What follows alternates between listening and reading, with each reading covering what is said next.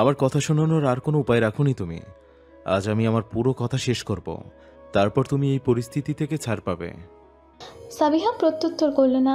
রাগিব সাবিহার কাঁধে থুতনি রেখেই বলা আরম্ভ করলো। তুমি মানো আর নাই মানো, আমি তোমাকে ভালোবাসি বলেই বিয়ে করেছি। তোমার বাবার থেকে রিভেঞ্জ নিতে হলে আমি অন্য ওয়েতে নিতে পারতাম, তার জন্য তোমাকে বিয়ে করার কোনো দরকার ছিল না। আমি চাইলেই তোমার বাবাকে 4 মাস আগে মেরে ফেলতাম, কিন্তু আমি এমনটা করিনি। কারণ কি জানো? আমি চাইতাম তোমার বাবার সত্য তোমরা জানো। তোমাদের মন থেকে বাবাকে নিয়ে ঘৃণা জন্মা কেটে চাইছিলাম আমি। আর তুমি আমার অল্প দিনের ভালোবাসা নাও। তোমার বাবাকে চেনার আগে আমি তোমাকে চিনেছিলাম। গত বছরের চেরি ব্লসমে তুমি যখন তোমার ফ্রেন্ডদের সাথে পার্কে গিয়েছিলে, তখনই তোমাকে প্রথম দেখি। প্রথম দেখাতেই তোমাকে পছন্দ করে ফেলেছিলাম। ধীরে ধীরে ভালোবাসতে শুরু করি তোমাকে। সেদিন একটা তোমার ছবি তুলে রাখি, যা সবসময় আমার বুক পকেটে থাকে, আবার হৃদয়ের সব থেকে কাছে থাকে। চেরি ব্লসমের সিজনের পর আরও একবার ভেনিসে এসেছিলাম আমি। তখন একটা রেস্টুরেন্টে তোমায় দেখি। সেদিন থেকে আমার নতুন জাগ্রত প্রেম ধীরে ধীরে পাকা মেলতে শুরু করে। তোমাকে খুব ভালোবেসে ফেলি। তোমার ফ্যামিলি সম্পর্কে তখনও খোঁজ নেইনি আমি। ভেবেছিলাম খুব শীঘ্রই তোমার ফ্যামিলি সম্পর্কে খোঁজ নেব, বিয়ের প্রস্তাব পাঠাবো, কিন্তু এর আগেই ঘটে গেল সে অঘটন। এই বলে সে ছোট্ট নিঃশ্বাস ফেলে পুনরায় বলতে আরম্ভ করলো। রামিসার সাথে এসব যে করেছিল তার সম্পর্কে খোঁজ নিতে বেরিয়ে আসে যে তুমি রামিসার খুনির মেয়ে। এই শোনার পর আমি নিজেকে ঠিক রাখতে পারিনি। তখন মনে হয়েছিল তোমাকে ছেড়ে দেই, তোমার প্রতি অনুভূতিগুলো ভুলে যাই, কিন্তু শত চেষ্টাতেও আমি পারিনি। এজন্য সিদ্ধান্ত নেই তোমাদের বাড়িতে এসে তোমাকে বিয়ে করে নিজের অবস্থান পাকাপোক্ত করব, এরপর সব সত্য বলবো। এই বলেই রাগিব সাবিহাকে ছেড়ে দিল। প্রলম্বিত নিঃশ্বাস ছেড়ে সাবিহার সম্মুখে দাঁড়ালো, বলল। আমি আমার পক্ষে সব সত্য বলে দিয়েছি। এরপর যদি তুমি আমাকে বিশ্বাস না করো, তাহলে বুঝে নেব আমার ভালোবাসাতে নিশ্চিত খুঁত ছিল। এজন্যই তুমি আমাকে বিশ্বাস করতে পারছো না। তুমি নিজেকে সময় দাও সাবিহা, চিন্তা করো আমার কথাগুলো। এরপর যা সিদ্ধান্ত নেবে তাই হবে। বলেই রাগিব বেরিয়ে যায়। আর সাবিহা স্তব্ধ দৃষ্টিতে দাঁড়িয়ে থাকে। ভাবতে থাকে কিছুক্ষণ পূর্বে শ্বাসরুদ্ধকর মুহূর্তের কথা। ভাবতে থাকে রাগিবের বলা প্রতিটা কথা। আপনি কি শিওর? আমি আবারও জিজ্ঞেস করছি, আপনি ভেবেচিন্তে ডিসিশন নিয়েছেন তো? মুখ দিয়ে সিগারেটের সাদা ধোঁয়া ছাড়তে ছাড়তে ফোনের অপর পাশের ব্যক্তিকে জিজ্ঞেস করলো রাগিব। অপর পাশের ব্যক্তির জবাব শুনে রাগিব দীর্ঘশ্বাস ছাড়ল, বলল। ওকে, আপনি যখন এই রিস্কি আর ডেয়ারিং কাজ করতে চাইছেন, তখন আর কিছু বলবো না আমি। তবে এতটুকু জানিয়ে রাখি, এটা কোনো ছেলে খেলা নয়। অন্য পর্যায়ে সাহস থাকতে হবে এতে। ওকে, রাখছি তাহলে। এই বলে রাগিব কল কেটে দিল। হোটেলের বারান্দায় দাঁড়িয়ে দাঁড়িয়ে সিগারেটের ধোঁয়া ছাড়ছে সে। অনেক শুয়ে আছে আখি রুমের বিছানায়। হঠাৎ অনেকের ফোনে কল এলো। সে কল রিসিভ করে কয়েক সেকেন্ড কথা বলেই কেটে দিল। কল কেটে এক প্রকার হন্তদন্ত হয়ে ছুটে গেল রাগিবের দিকে। রাগিবের সম্মুখে দাঁড়িয়ে দিশেহারা হয়ে বলল। পালিয়ে গিয়েছে, আমাদের হাতের নাগাল থেকে বেটা পালিয়ে গিয়েছে। পাশ্চাত্যের অভিজাত শহর ভ্যানিশ উৎসবের আমেজে মুখরিত। পুরো ভ্যানিশ শহরে ঘুরে বেড়াচ্ছে রং বেরঙের পোশাকে আচ্ছাদিত বিভিন্ন পেশার মানুষজন, যাদের প্রত্যেকের মুখে রয়েছে বাহারি রং ও ডিজাইনের মাস্ক। পোশাকের সাথে মিল রেখে বানানো মাস্কগুলো তাদের আসল পরিচয় ঢেকে দিচ্ছে, তাদের বানিয়ে দিচ্ছে আগন্তুক। কেউ জানতে পারছে না মাস্কের ওপাশের মানুষটিকে। সকলে দেখছে তাদের বহির্রূপ। এই মাস্ক পরা উৎসবের নাম কার্নিভাল উৎসব। প্রতি বছর সারা বিশ্বের ন্যায় ভ্যানিশেও এই উৎসব জমজমাটভাবে পালন করা হয়। এটি হয় প্রতি বছরের ফেব্রুয়ারি মাসে, যার ব্যাপ্তিকাল 2 সপ্তাহেরও বেশি থাকে। 11 শতক থেকে প্রতি বছর ভ্যানিসে কার্নিভাল ফেস্টিভ্যাল হয়। সেখানকার স্থানীয়রা বিশ্বাস করে এই উৎসব সাম্য ও ঔদার্যের প্রতীক। এবছর সেন্ট মার্ক স্কোয়ারে কার্নিভাল ফেস্টিভ্যালের আয়োজন করা হয়েছে, যেখানে কস্টিউম শো ও কস্টিউম কনটেস্টের আয়োজন করা হয়েছে। এখানে বিনামূল্যে প্রবেশের সুবিধা রয়েছে বলে অগণিত মানুষের ভিড় দেখা যাবে এখানে। আফসার সাহেব গতকাল রাতে পালিয়েছেন। তার পালিয়ে যাওয়ার খবর পাওয়া মাত্র অনেক ও রাগিব সেখানে ছুটে চলে যায়। সেখানে গিয়ে জানতে পারে আফসার সাহেবকে দুজন গার্ডের হাতে রেখে বাকি গার্ডরা খাওয়া দাওয়া করতে বেরিয়েছিল। এরই মাঝে আফসার সাহেব কীভাবে যেন নিজের বাঁধন হতে মুক্তি পেয়ে যায়। উনি হাত ও পায়ের বাঁধন খুলে পালিয়ে গেলে সেই দুজন গার্ড তাকে ধাওয়া করে। পথে তাকে পাকড়াও করলেও তিনি গার্ডদের ওপর হামলা করে পুনরায় পালিয়ে যান। তবে বেশ কয়েক কদম যেতেই হামলার শিকার হওয়া একজন গার্ড তার পায়ে গুলি চালিয়ে বসে। এতে আফসার সাহেব আহত হলেও নিজের মধ্যে থাকা তেজ হারাননি। আঘাতপ্রাপ্ত পা নিয়েই উনি কোনো মতে সেই স্থান হতে ছুটে চলে যান। আফসার সাহেবের এই কাণ্ডের কথা জেনে রাকিবের মেজাজ গরম হয়ে উঠেছিল। ফলস্বরূপ গার্ডদের আচ্ছা মতো কিছু কথা শুনিয়ে দেয় সে।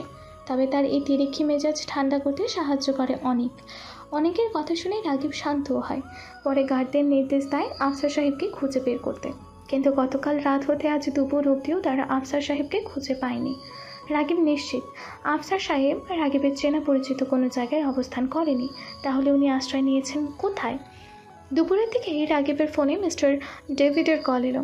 মিস্টার ডেভিড তাকে জানালেন আফসার সাহেব তাদের কাছে এসেছিলেন, কিন্তু ভালোভাবে বসে বিস্তারিত কথা বলার পূর্বেই তিনি ভীত চেহারা নিয়ে সেখান থেকে চলে যান। মিস্টার ডেভিডের নিকট এই তথ্য শোনার পর রাকিব নিশ্চিত হতে পারল আফসার সাহেব ভ্যানিশেই আছেন। ভ্যানিশ হতে পালিয়ে যাননি তিনি। তাহলে এই মুহূর্তে কোথায় অবস্থান করতে পারেন তিনি? এই ভাবতে ভাবতে আকস্মাৎ তার মাথায় কার্নিভাল ফেস্টিভ্যালের কথা মনে পড়ল। সে ভাবল এই মুহূর্তে আফসার সাহেব চেনা পরিচিত কোনো জায়গায় যাবেন না, একা থাকতে ভয় পাবেন, কারণ এতে তার উপর হামলা করতে সুবিধা হবে। এক্ষেত্রে উনি ভিড়ভাট্টাপূর্ণ জায়গায় থাকতে চাইবেন। আর ভিড়ভাট্টাপূর্ণ জায়গা বলতে এই মুহূর্তে কার্নিভাল ফেস্টিভ্যালের চেয়ে ভালো কোনো জায়গা হয় না। কিন্তু এত মানুষের মুখোশের আড়ালেই সে আফসার সাহেবকে চিনবে কী করে? এ নিয়ে ভাবনায় পড়ে গেল সে। আই এম শিওর ওই বুড়ো বেটা কার্নিভাল ফেস্টিভ্যালেই থাকবে।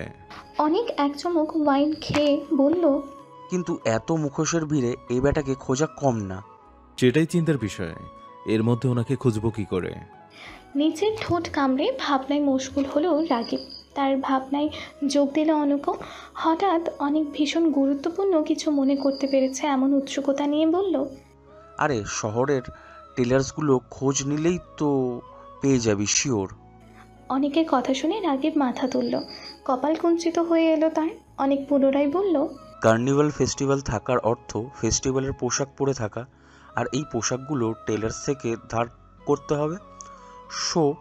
শহরের প্রতিটা টেলার্সে ব্যাটার ছবি দেখিয়ে আমাদের লোক দিয়ে খোঁজ নিলেই তো ইজিলি খোঁজ পাওয়া যাবে ওর। আর প্লাস পয়েন্ট হিসাবে ওর পায়ে একটা গুলিও লেগেছে। সো নর্মালি তো সে হাঁটতে পারবে না, নিশ্চয়ই খুঁড়িয়ে হাঁটবে। এতে করে ইজিলি ব্যাটাকে ধরতে পারবো আমরা। অনেকের কথায় উচ্ছ্বসিত হয়ে উঠল রাকিব। নিজের উচ্ছ্বাস প্রকাশ করতে সে অনেকের পিঠে একটি কিল বসিয়ে উৎফুল্ল কণ্ঠে বলল, বাহ, এত ইজিলি বেটাকে খুঁজতে পারবো ভাবিনি। You are great Anik bro. মাথার ঘিলো একদম উপচে উপচে পড়ছে মনে হয়। রাকিবের শেষোক্ত কথা শুনে সরু চোখে চাইল অনেক, বলল, এটা কমপ্লিমেন্ট ছিল নাকি ইনসাল্ট ছিল আমার জন্য? রাকিব তখন ফোনে কল লাগাতে ব্যস্ত। অনেকের এই প্রশ্ন শুনে সে ফোনের স্ক্রিনে তাকিয়ে অনেকের পিঠে আরেকটি ঘা বসিয়ে দিল। বলল, অবভিয়াসলি ইটস আ কমপ্লিমেন্ট। এই বলে সে উঠে পড়ল। অনেক তাকে কিছু বলতে গিয়েও বলল না। রাকিবের এই কেলে অনেকের পিঠ যে জলজল করছে এটা বলার পূর্বেই রাকিব ফোনে ব্যস্ত হয়ে পড়ল। এদিকে রাকিবের ওপর রাগান্বিত হয়ে দাঁত কিরমির করতে করতে অনেক আর এক প্যাক ওয়াইন নিল। রাকিব তার সাহচর্যের সব কাজ বুঝিয়ে বলল, নির্দেশ দিল শহরের একটা টেলার্সও যেন ছুটি না যায়। তাদেরকে গুরুত্বপূর্ণ সব নির্দেশ দিয়ে আফসার সাহেবের একটি ছবি তাদের কাছে পাঠিয়ে দিল। অতঃপর ফোন কেটে প্রলম্বিত নিঃশ্বাস ছেড়ে ধারালো গলায় বলল, যে কাজটা সহজেই করতে চেয়েছিলাম তা তুই জটিল বানিয়ে ফেললি, কিন্তু কি আর করার, এর ফল ভোগ করবি তুই। আফসার সাহেব উদ্বিগ্ন হৃদয়ে হাঁটছেন। তার হৃদকম্পন ক্রমশ ঊর্ধ্বমান। প্রচণ্ড ভয়ে আছেন তিনি। এ বুঝি তাকে রাকিব ধরে ফেলল। পুরনো আমলের লাল সাদা রাজঘরানার পোশাকে নিজেকে আচ্ছাদিত করে রেখেছেন তিনি। পুরো মুখশ্রী জুড়ে সাদা মাস্ক, যার দুই চোখের অংশ লাল ডিজাইনে অঙ্কিত। মাস্কের মাথার অংশের এক পাশে রয়েছে লাল সাদা মিশ্রিত রঙের পালক। তার মতো এমনই বিভিন্ন সাজ পোশাকে আবৃত হয়ে আছে কতিপয় মানুষ, আর তাদের ছবি তুলছে ঘুরতে আসা বিভিন্ন পর্যটকেরা।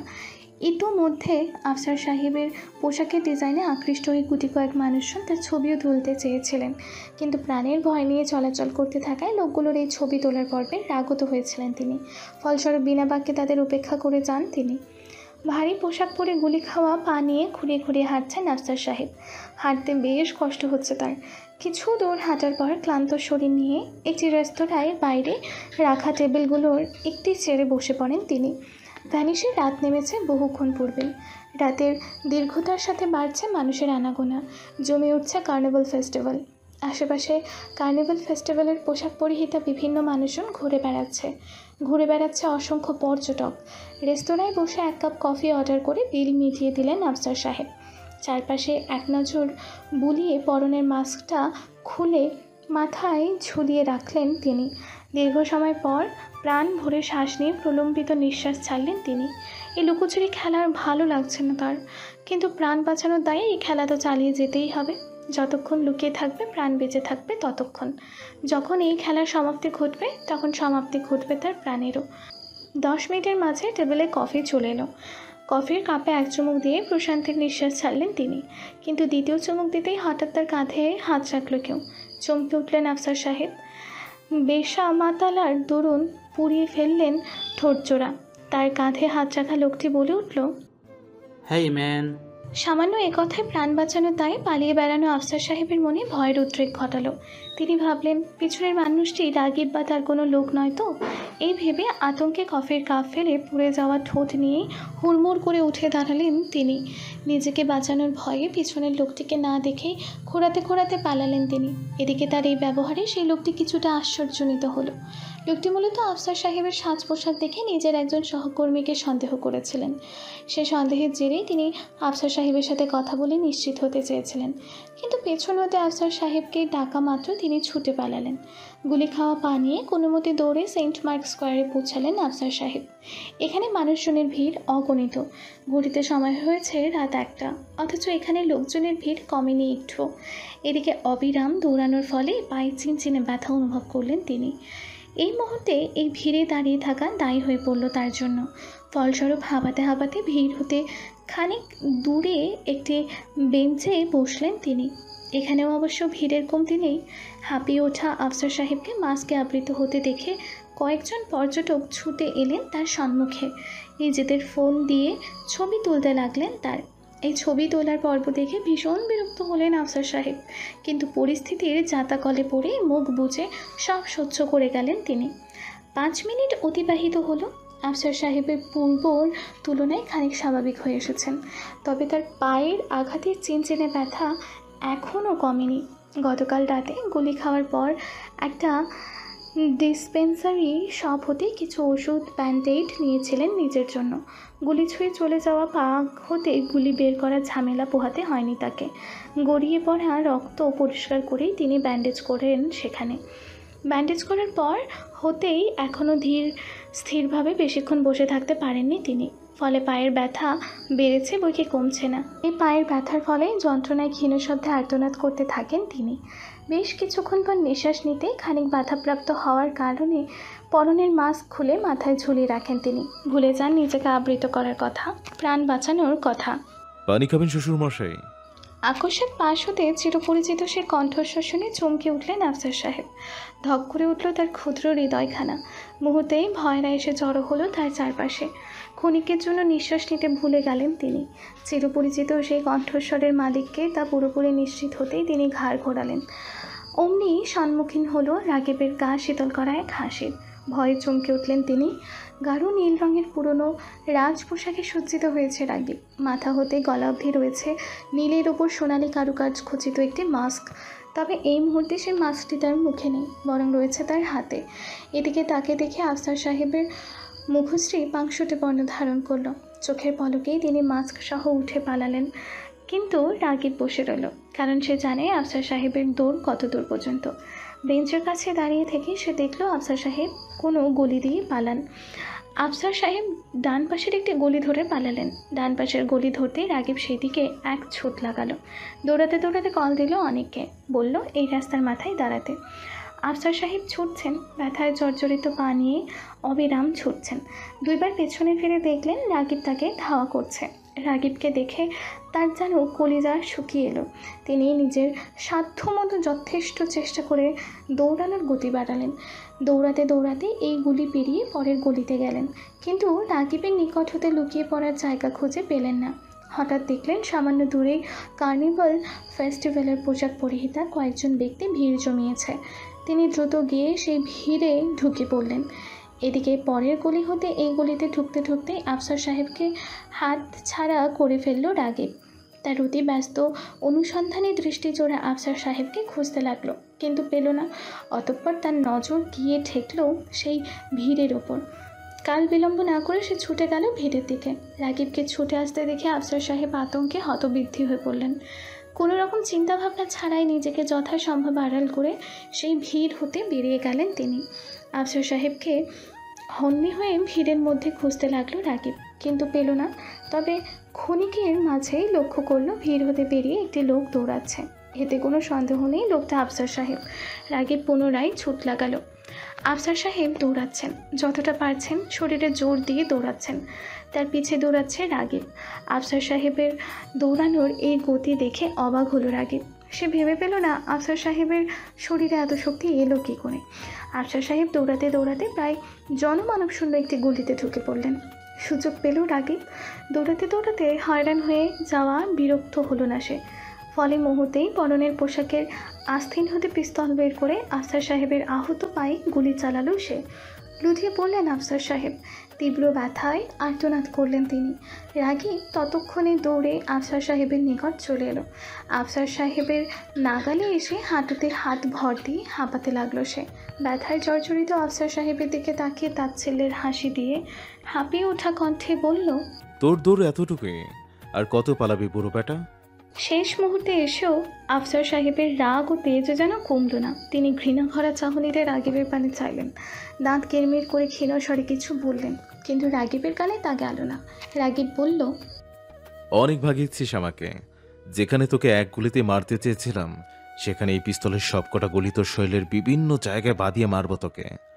তোর মৃত্যুটা হবে যন্ত্রণার, কঠিন যন্ত্রণার।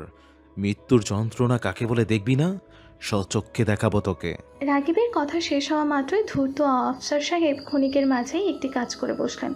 হাত দিয়ে হাঁটুতে ভর দিয়ে থাকা রাগিবকে এক ধাক্কায় মাটিতে ফেলে দিলেন তিনি। অতঃপর গুলি খাওয়া পানি দ্রুত উঠে দৌড়াতে লাগলেন তিনি। এবারে দৌড়ানোর গতি পূর্বের তুলনায় বহু কম। তিনি জানেন এই দৌড়ে কিচ্ছু হবে না, বাঁচতে পারবেন না তিনি। তবু তিনি চেষ্টা করবেন, বাঁচার তীব্র চেষ্টা করবেন। 1 মিনিটও যদি বেশি বাঁচা যায় তিনি তাই চেষ্টা করবেন। আফসার সাহেবের এই কাজে মাটিতে পড়ে উচ্চ শব্দে হাসতে লাগলো রাগিব। অট্ট হেসে গলা উঁচিয়ে বলল, বেশি দূর যেতে পারবি না রাস্কেল। খুব শীঘ্রই আর একটা গুলি খাবি হয়তো, আর এখানেই লুটিয়ে পড়বি। রাগিবের কথা শেষ হতে দেরি হলো, তবে আফসার সাহেবের শরীরে দ্বিতীয় গুলি লাগতে দেরি হলো না। দ্বিতীয় গুলিটা চালালো অনেক। আচমকা পাশের আগত একটি গাড়ি হতে নেমে আফসার সাহেবের পিঠে গুলি চালালো অনেক। লুটিয়ে পড়লেন আফসার সাহেব। পূর্বের তুলনায় আরও যন্ত্রণায় কাতরালেন তিনি। ওদিকে রাগিব উঠে এলো। আফসার সাহেবের নিকটে এসে পেটের বাম পাশে একটি গুলি চালালো সে। আফসার সাহেবের অবস্থা এখনও শোচনীয়। মৃত্যুর দ্বার প্রান্তে এসে দাঁড়িয়েছেন তিনি। আর ব্যথা সহ্য করতে পারছেন না। চিৎকার শব্দটুকু হারিয়ে ফেলেছেন তিনি। রাগিব আফসার সাহেবের এই যন্ত্রণায় কাতরানো মুখখানা দেখল। একটু মায়া হলো না ওই মুখের ওপর। আর হবেই বা কেন? ওই লোকটা যে তার বোনের খুনি। অনেক আফসার সাহেবের দিকে তাকিয়ে প্রশান্তির হাসি হাসল। বিড়বিড় করে বলল, at last I take my revenge. এই বলে সে আফসার সাহেবকে শোয়া হতে উঠিয়ে পাশের দেয়ালের ওপর হেলান দিয়ে বসালো। তবে ঠিকমতো বসে থাকতে পারলেন না তিনি। যন্ত্রণায় কাতরাতে কাতরাতে 2 হাত শূন্যে তুলে দুর্বল কণ্ঠে বললেন, আমাকে মাফ করে দাও। এসব যন্ত্রণা আর নিতে পারছি না, বাঁচাও আমাকে, অনেক যন্ত্রণা হচ্ছে।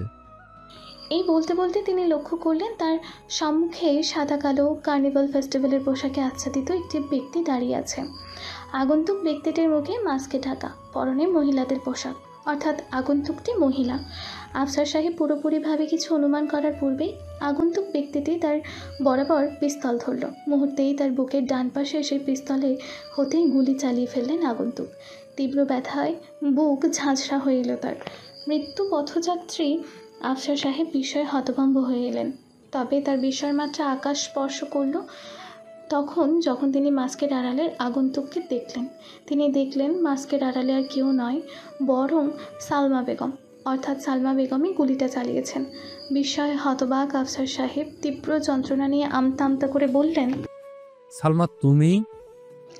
মৃত্যুপথযাত্রী আফসার সাহেব নিজের চোখকে যেন বিশ্বাস করাতে পারছেন না। জীবনের শেষ মুহূর্তে তিনি এত সত্যের সম্মুখীন হবেন তা ওনার কল্পনাতীত ছিল। তিনি ফ্যাল করে চেয়ে আছেন তার সম্মুখে দাঁড়িয়ে থাকা ব্যক্তিটির পানে। তার এই চাহনিতে চেয়ে আছে তীব্র যন্ত্রণা, আর্তনাদ। কিন্তু আফসার সাহেবের এই চাহনি দেখেও না দেখার ভান করে উপেক্ষা করছে তার সম্মুখে দাঁড়ানো তিনটি মানুষ।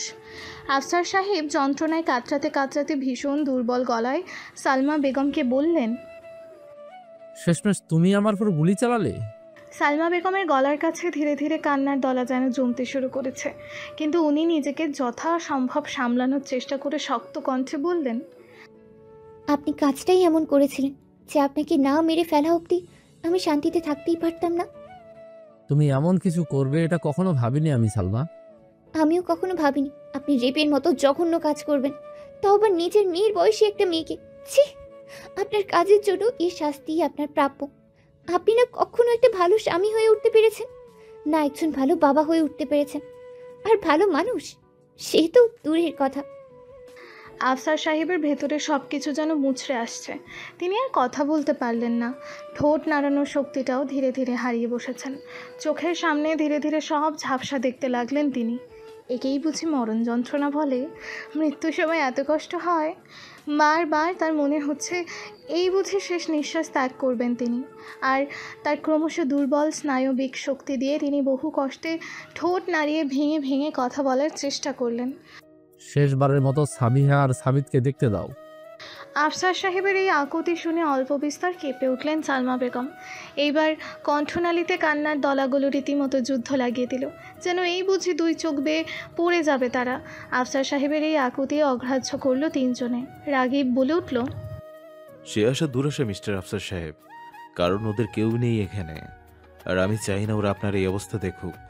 অসহনীয় যন্ত্রণায় আফসার সাহেবের দুই চোখ বেয়ে অশ্রু ঝরতে লাগলো। মৃত্যুর একেবারে দ্বারপ্রান্তে দাঁড়িয়ে এই প্রথমবারের মতন অনুশোচনা অনুভব করলেন তিনি। কিন্তু ততক্ষণে যে দেরি হয়ে গিয়েছে। রাগীব বিলম্ব না করে আফসার সাহেবের বুকের বাম পাশে গুলি করল। সেই গুলি গিয়ে লাগলো আফসার সাহেবের হৃৎপিণ্ড বরাবর। কয়েক সেকেন্ডের মধ্যেই দেহের সকল রক্ত চলাচল বন্ধ হয়ে গেল। মৃত্যুবরণ করলেন তিনি। তবে শেষ মুহূর্তে সাথে নিয়ে গেলেন অসীম অনুশোচনা, পাপের প্রায়শ্চিত্ত। আফসার সাহেবের শেষ নিঃশ্বাস ত্যাগ হতে দেখে সালমা বেগম আর নিজেকে সামলে রাখতে পারলেন না। ভেঙে পড়লেন তিনি। ফলস্বরূপ হাত হতে পিস্তল ফেলে ধপ করে মাটিতে বসে পড়লেন তিনি। রাগীব এগিয়ে এলো তার দিকে। তার দুই বাহু ধরে তাকে সান্ত্বনা দেওয়ার চেষ্টা করলো, কিন্তু সালমা বেগম শান্ত হলেন না। উপরন্তু তার কান্নার বেগ বেড়ে গেল। তিনি কাঁদতে কাঁদতেই বললেন, কেন উনি ভালো হলেন না রাগীব? কেন উনি এত খারাপ কাজ করলেন? আজ যদি উনি এসব কাজ ছেড়ে আমাদের সাথে সুখে সংসার কাটাতো, তবে আমার দ্বারা এই কাজ হতো না। এই বলেই উনি ফুপিয়ে ফুপিয়ে কাঁদতে লাগলেন। কিয়ৎ বাদে পুনরায় বললেন, কিন্তু কি করব রাগীব বলো? আমার ধৈর্য সহ্য যে সীমা পেরিয়ে গিয়েছিল। বিয়ের পর থেকে উনার অত্যাচার, অবহেলা, খারাপ কাজগুলো মুখ বুজে সহ্য করে করে এত বছর পার করলাম। আর এই বয়সে এসে ওনার এই কাজ সম্পর্কে শোনা, এটা কখনো আশা করিনি আমি। হঠাৎ কি মনে হলো জানি না, তবে ওনার প্রতি নতুন পুরাতন সব রাগ জেগে উঠলো যেন আমার। কেমন যেন প্রতিশোধ পরায়ণ হয়ে উঠলাম আমি। এরই ফলে আজকের এই মার্ডার করতে বাধ্য হলাম আমি। এই বলে সালমা বেগম কান্নায় ভেঙে পড়লেন। তাকে সান্ত্বনা দিল রাগীব ও অনেক উভয়ই। হোটেলের বারান্দায় দাঁড়িয়ে প্রশান্ত হৃদয়ে আকাশ দেখছে রাগীব। রাতে স্নিগ্ধ আকাশ দেখতেই আজ তার ভীষণ ভালো লাগছে। বহুদিন পর আজ হৃদয়ে হালকা অনুভব করছে সে। এই মুহূর্তে তার মেজাজ ফুরফুরে। আফসার সাহেবের ওপর নিজের বোনের খুনের শোধ তুলতে পেরে আজ সে যেন মুক্ত। তার এই ভালো সময়টাকে আরও উপভোগ্য করে তুলতে সে এক গ্লাস ড্রিঙ্ক নিয়ে বারান্দায় দাঁড়িয়ে প্রাণ করতে লাগলো। হঠাৎ সে অনুভব করলো তাকে পেছন থেকে কেউ জড়িয়ে ধরেছে, তার পিঠে মাথা রেখেছে। ক্রমশ তার পিছে দাঁড়িয়ে থাকা ব্যক্তিটির হাত দুটো তার বুকের উপর এসে ভর করলো। তার আর বুঝতে বাকি রইল না এই মুহূর্তে সে বাদে আর কে উপস্থিত রয়েছে রুমে। রাগীব সাবিহার উপস্থিতি টের পাওয়া মাত্রই পিছে ঘুরে সাবিহাকে জড়িয়ে ধরে। তার এক হাত ড্রিঙ্কসের গ্লাসে, অপর হাত সাবিহার পিঠে। অকল্পনীয়ভাবে সাবিহাকে কাছে পেয়ে রাগীব কিয়ৎক্ষণের জন্য নিজের বাকশক্তি হারিয়ে ফেলে। শুধু খুশিতে বড় বড় নিঃশ্বাস ফেলতে লাগে সে। অতঃপর খানিক বাদে নিজেকে ধাতস্থ করে সে সাবিহাকে বলল, থ্যাংক ইউ স্নিগ্ধময়ী, থ্যাংক ইউ আমার জীবনে ফিরে আসার জন্য। আমি যে কি খুশি হয়েছি তা ভাষায় প্রকাশ করতে পারছি না। সাবিহা এতক্ষণ নীরবে রাগিবকে জড়িয়ে ধরেছিল, অনুভব করছিল তার ভালোবাসার পুরুষটিকে। এতদিনের দূরত্ব কিছুটা হলেও কমিয়ে আনার চেষ্টা করছিল। রাগিবের কথা শুনে সে মৃদু শব্দে হেসে বলল, তোমার ওভাবে দাঁড়িয়ে থাকাতেই বুঝতে পেরেছি তোমার খুশির মাত্রাটা। দুজনে আর কথা বলল না। এভাবেই নীরবে নিভৃতে কেটে গেল কিছু মুহূর্ত। দুজন দুজনকে ওভাবে জড়িয়ে ধরে কাটিয়ে দিল ভালোবাসাময় মোড়ানো কিছু মুহূর্ত। বেশ কিছুক্ষণ পেরিয়ে যাওয়ার পর সাবিহা বলল, একটা রিকোয়েস্ট রাখবে আমার? রাগিব জড়িয়ে ধরেই বলল, একটা না, তোমার 1000টা রিকোয়েস্ট রাখতে রাজি আমি। আমি তোমার সম্পর্কে যা জেনেছি এর বেশি আমাকে জানতে দিও না প্লিজ। তোমাকে আমি যতটুকু চিনি ততটুকুই থাক, এর বেশি আমি তোমার সম্পর্কে আর জানতে চাই না। রাগিব ঈষৎ হাসলো, বলল, ঠিক আছে, এই আমিটাকেই তুমি ভালোবাসো, আড়ালের আমিটাকে না হয় আদারেই ঠেলে দেই তোমার জন্য। সাবিহা নিশ্চুপ রইল। রাগিবের কথা ভীষণ খুশি হলো সে। এরই ফলেই রাগিবকে দ্বিতীয় অনুরোধ করার সাহস পেল সে। এবার সে বলল, আরেকটা রিকোয়েস্ট। হ্যাঁ বলো। আমি আমার বাবাকে খুব ভালোবাসি রাঘিব। আমি হাজার চেষ্টা করেও আব্বুকে ঘৃণা করতে পারছি না। বারবার আব্বুর সাথে কাটানোর স্মৃতিগুলো ভেসে আসছে। সত্যি বলতে এই পৃথিবীতে আমি সবচেয়ে বেশি ভালোবাসতাম আমার আব্বুকে। ইভেন এখনও বাসি। আম্মুর চেয়ে আব্বুকে সবচেয়ে বেশি ভালোবেসেছি। এর জন্য কখনো চাইবো না আব্বুর কোনো ক্ষতি হোক। কিন্তু আব্বু খারাপ কাজ করেছে। খারাপ কাজ বললে ভুল হবে, পাপ করেছে। এই পাপের শাস্তি যে সেটাও আমি জানি। আমিও চাই আব্বু তার শাস্তি ভোগ করুক, কিন্তু কখনোই আব্বুর মৃত্যু চাইবো না। কোনো মেয়ে স্বেচ্ছায় তার বাবার মৃত্যু চাইবে না। সবচেয়ে বড় কথা, আমি কখনোই আব্বুর মৃত্যুর মুখ দেখতে পারবো না, সহ্য করতে পারবো না। তাই রাকিব, তোমাকে রিকোয়েস্ট করছি, আব্বুকে যা করার করো, কিন্তু মেরো না দয়া করে। আমি পারবো না এটা সহ্য করতে। রাগী মুহূর্তেই সাবিহাকে ছেড়ে দিয়ে দাঁড়ালো। তার চোখে চাপা ক্রোধ বিরাজ করছে। সাবিহা তা দেখে উপেক্ষা করলো, পূর্বের ন্যায় বলল, প্লিজ রাঘিব, আমার অনুরোধটা রাখো। আমি কখনো আমার বাবার মৃত্যু দেখতে পারবো না। সবচেয়ে বড় কথা, আমি এটা কখনোই মেনে নিতেই পারবো না। আমার স্বামী আমার বাবার খুনি। আমি কখনোই তোমার সাথে একই ছাদের নিচে থাকতে পারবো না। রাগিব কিছু বলতে চাইলো, সাবিহাকে বোঝাতে চাইলো, কিন্তু সাবিহা যেন আজ কিছুই না বোঝার পণ করে এসেছে। সে রাগিবকে কথা বলার সুযোগ না দিয়ে রাগিবের 2 হাত নিজের হাতের মুঠোয় নিয়ে বলল, প্লিজ রাঘিব, তুমি আব্বুকে যা শাস্তি দিবে আমি মেনে নিব, কিন্তু মৃত্যু না। আমি কখনোই মেনে নিতে পারবো না এটা। সাবিহার এইসব কথা শুনে রাগিব যেন এখন অথই সাগরে পড়ল। এখন কি করবে সে? সে যে আগেই আফসার সাহেবকে মেরে ফেলেছে। এটা সাবিহাকে বোঝাবে কি করে সে? সাবিহা এখন প্রায় উন্মাদ হয়ে আছে। এই মুহূর্তে সাবিহাকে শত বুঝেও লাভ হবে না, তা জানে রাগিব। তাহলে কি এই কারণে সে সাবিহাকে চিরদিনের জন্য হারিয়ে ফেলবে? এই কথা ভাবতেই শিউরে উঠল রাগিব। না, এমনটা হতে দেওয়া যাবে না। কিছুতেই সাবিহাকে নিজের থেকে দূরে সরানো যাবে না। সে যে তার স্নিগ্ধময়ীকে নিজের থেকেও বেশি ভালোবাসে। রাগিব কেয়ৎক্ষণ সাবিহার দিকে চেয়ে রইল, অতঃপর আচমকা সাবিহাকে জড়িয়ে ধরে বলল, তুমি চিন্তা করো না সাবিহা, আমি এমন কিছুই করব না। মিথ্যে বলল রাগিব। নিজের মাঝে তীব্র সংকোচ ভাব অনুভব করলো, কিন্তু উপলব্ধি করলো সাবিহার স্বস্তি, সাবিহার হাসি। নিজের রুমে সাবিহাকে ঘুম পাড়িয়ে রেখে রাগিব অনিকের রুমে প্রবেশ করলো। অনিকের মুখোমুখি দাঁড়িয়ে হিনহিনে কণ্ঠে বলল, যেভাবেই হোক সাবিহার বাবার মৃত্যু কার অ্যাক্সিডেন্ট হিসেবে দেখাবি। কোনোভাবেই যেন সাবিহা জানতে না পারে যে ওর বাবার মৃত্যুর জন্য আমি আর ওর মা দায়ী। কতদিন পারবি সাবিয়ার কাছ থেকে ওর বাবার মৃত্যু সত্য লুকিয়ে রাখতে? সালমা বেগমের শঙ্কিত গলার প্রশ্ন। রাগিব সালমা বেগমের এই প্রশ্ন শুনে কিয়ৎক্ষণ নতমস্তকে বসে রইল। খানিক সময় পেরোতে প্রলম্বিত নিঃশ্বাস ছেড়ে বলল, জানি না, তবে শেষ অবধি চেষ্টা করে যাব। কারণ আমি সাবিয়াকে হারাতে চাই না, যে কোনো মূল্যকে আমার কাছে রাখতে চাই। এর জন্য শত মিথ্যের আশ্রয় নিতে হলেও আমি দ্বিধাবোধ করব না। রাগিবের কথায় সালমা বেগম দীর্ঘশ্বাস ছাড়লেন। জানালার ধার হতে এসে সোফায় বসলেন। রাগিব তার মুখোমুখি একটি চেয়ারে বসে আছে। রাগিবের চেহারায় স্পষ্ট দুশ্চিন্তার ছাপ।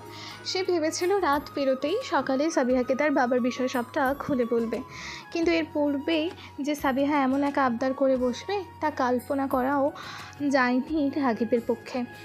ঠোঁটের আগায় 2 হাতের তর্জনী আঙুল থেকে ভাবনায় নিমগ্ন রাগিব।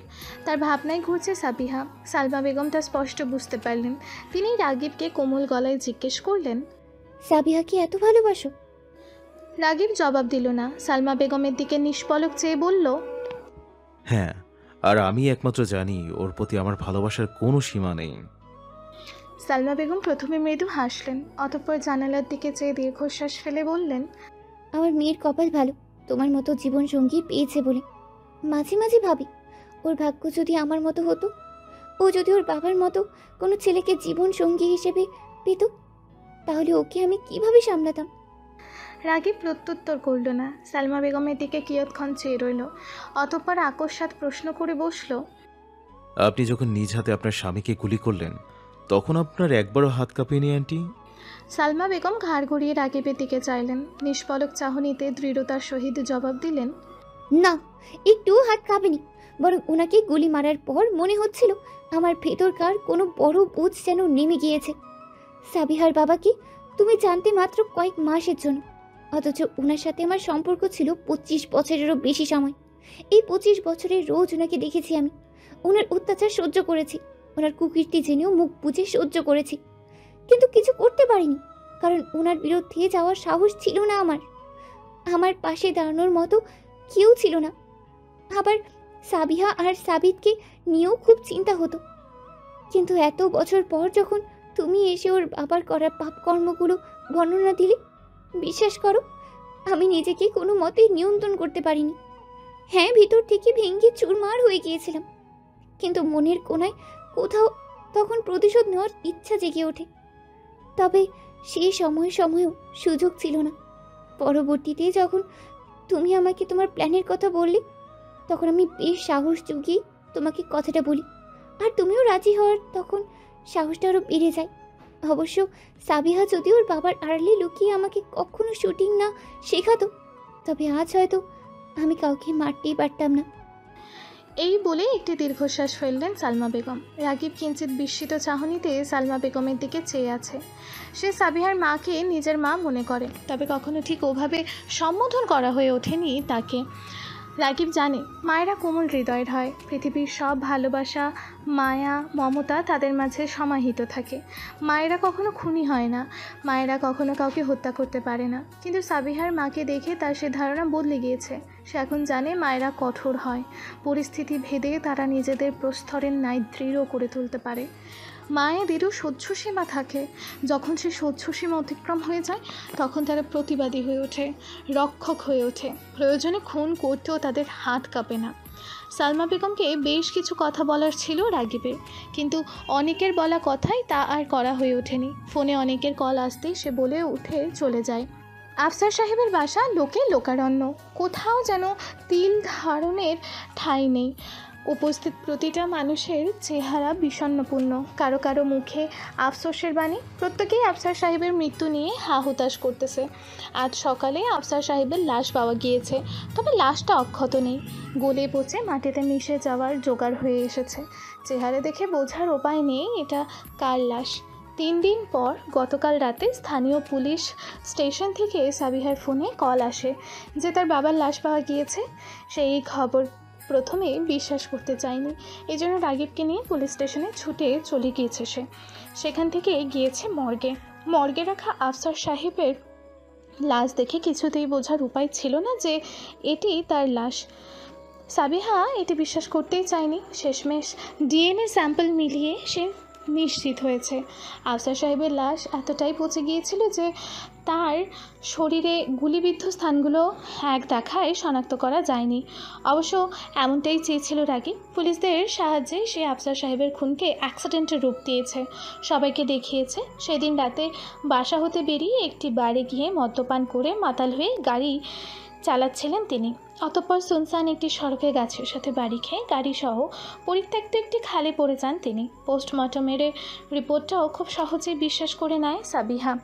সে জানতো তার বাবা নিখোঁজ এবং সে চেয়েছিল তার বাবা নিখোঁজই থাকুক, অন্তত তার ধরাছোঁয়ার বাইরে যেন থাকে তার বাবা, এমনটাই চাওয়া ছিল তার। কারণ আফসার সাহেবকে দেখলেই সাবিহার পুরনো কথাগুলো মনে পড়ে যাবে, তার প্রতি ঘৃণা জমাবে। যা সে চায় না, এই জন্যই সাবিহা এমনটা চাইছিল। কিন্তু সে জানতো না তার বাবা এইভাবে মারা যাবে, এভাবে তাকে ছেড়ে চলে যাবে। আফসার সাহেবের লাশ নিয়ে যাওয়া হলো। সাবিহা নির্বাক, সে হতভম্বের ন্যায় বসে আছে। তার চোখ দিয়ে এক ফোঁটা অশ্রু ঝরছে না, কিন্তু ছোট্ট সাবিত কাঁদছে, বাদ ভাঙা মর্মযন্ত্রণায় কাঁদছে সে। এভাবে কাঁদতে কাঁদতেই সে সবার সাথে আফসার সাহেবের লাশ নিয়ে কবরস্থানের দিকে গেল। এদিকে সালমা বেগম নিজের রুমে জানালার ধার ঘেঁষে দাঁড়িয়ে আছেন। তার দৃষ্টি স্থির, শান্ত। মনের মাঝে নেই কোনো অস্থিরতা, নেই কোনো অপরাধবোধ, আছে যেন শুধুই শান্তি। নিজ স্বামীকে নিজ হাতে খুন করে তিনি চিন্তিত নন, বরং এই কয়দিন ফুরফুরে মেজাজ নিয়ে আছেন তিনি। আফসার সাহেবের শেষ দর্শন করেননি সালমা বেগম। রুম হতে শুধু স্বামীর কফিনটাই দেখেছেন তিনি। এর মধ্যে কারো সামনেই আসেননি তিনি, কারণ তিনি লোকেদের সামনে দুঃখী হওয়ার ভান করতে চাননি, মিথ্যে অশ্রু ঝরাতে চাননি। আর কার জন্যই বা অশ্রু ঝরাবেন তিনি? ওই কলুষিত হৃদয়ের পাপীর জন্য? না, আর ভান করা সম্ভব নয়। এখন হতে তিনি মুক্ত। সকলের সামনে মিথ্যে হাসি মুখে নিয়ে চলা হতে তিনি মুক্ত। এখন তিনি মন থেকে হাসবেন, হৃদয় খুলে হাসবেন। আজ হতে তিনি এই মিথ্যে বন্ধন হতে মুক্ত। কেটে গিয়েছে 2 মাস। সাবিহার জীবনে বদলে গিয়েছে অনেক কিছুই। এখন সে সুস্থ ও স্বাভাবিক, অথচ গত 1 মাস পূর্বেও সে মানসিকভাবে পুরোপুরি স্থির ছিল না। আফসার সাহেবের মৃত্যু তাকে ভেতর থেকে বেশ দুর্বল করে দিয়েছিল। সেই 1 মাস সাবিহা কারোর সাথেই ঠিকঠাক কথা বলেনি। প্রয়োজন ছাড়া একটি কথাও তার মুখ হতে বের হয়নি। তার এই অবস্থার উন্নতি ঘটেছে রাকিবের জন্য। এই সংকটপূর্ণ পরিস্থিতিতে সে সাবিহার মনোবল বাড়িয়েছে, সাবিহাকে সাধ্য মতো সময় দিয়েছে। তার এই আচরণে সাবিহা পূর্বের মতো জীবনে ফিরে পেয়েছে, নিজেকে বানিয়েছে পুরনো সেই সত্তার ন্যায় মজবুত ও দৃঢ়। গত 2 দিন হলো রাকিব ও সাবিহা সিসিলি এসেছে। রাকিব চেয়েছিল আর 1 বছর পর সাবিহার সেমিস্টার শেষ হলে সে সাবিহাকে নিয়ে সিসিলিতে স্থায়ী হয়ে যাবে। এর পূর্বে সে সাবিহাকে সিসিলি আনতে চায়নি, কিন্তু সাবিহার জোড়াজোড়িতে এক প্রকার বাধ্য হয়েই সে সাবিহাকে নিয়ে সিসিলি ঘুরতে চলে আসে। আপাতত তারা সিসিলিতে রাকিবের বাংলোতে অবস্থান করছে। রাজীব সাহেবের রুমের রকিং চেয়ারে বসে আছে সাবিহা, হাতে প্রাইড অ্যান্ড প্রিজুডিস বই, গভীর মনোযোগ সহকারে বই পড়ছে সে। সিসিলিতে আসার পর হতেই রাগিব বাইরে গেলেই সাবিহা রাজীব সাহেবের রুমে বসে সময় কাটায়।